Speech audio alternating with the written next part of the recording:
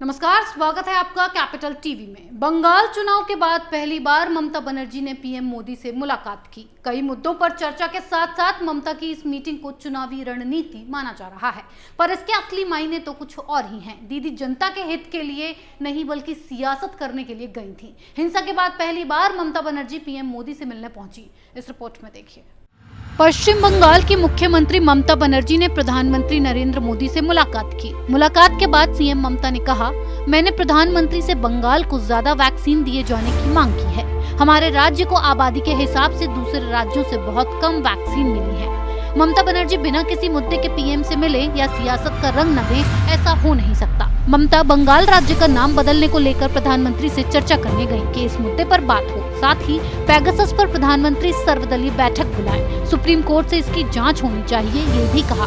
अब सवाल ये है कि सारी विपक्षी पार्टियां इस मुद्दे को इतना भुनाने की कोशिश क्यों कर रही हैं, जबकि इसके अभी तक कोई ठोस सबूत नहीं मिले हैं कि सरकार ने इस तरह की कोई जासूसी करवाई है। पर पूरा विपक्ष गैंग, पूरा अफवाह गैंग एकजुट होकर आने वाले चुनावों की रणनीति तैयार कर रहा है और इस मुद्दे के चलते सरकार को टारगेट कर रहा है। दीदी विपक्ष के नेताओं से भी मिली। दिल्ली दौरे पर पहुंची ममता बनर्जी ने पीएम से पहले कांग्रेस नेता कमलनाथ और आनंद शर्मा से मुलाकात की। तृणमूल कांग्रेस की प्रमुख 2024 के लोकसभा चुनावों से पहले राष्ट्रीय स्तर पर बड़ी भूमिका निभाने की तैयारी में है। ममता बनर्जी से मुलाकात के बाद कांग्रेस नेता आनंद शर्मा ने कहा, मेरे और ममता बनर्जी के राजनीति के साथ साथ व्यक्तिगत संबंध भी हैं। चुनाव के बाद वो पहली बार दिल्ली आई हैं, इसीलिए मैं उनके निमंत्रण पर मिलने आया।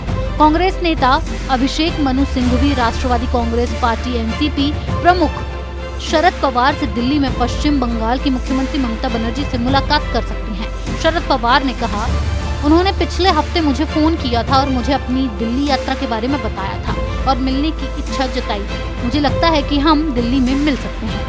तृणमूल कांग्रेस की प्रमुख 2024 के लोकसभा चुनावों से पहले राष्ट्रीय स्तर पर बड़ी भूमिका निभाने की तैयारी में है।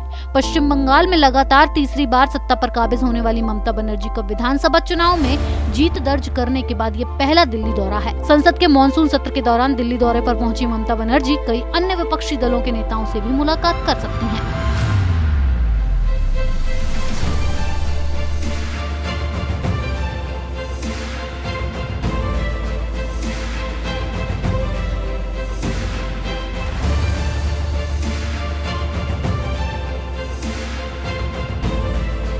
ममता बनर्जी का दिल्ली दौरा साफ तौर पर चुनावों की रणनीति तैयार करने के लिए ही किया गया है।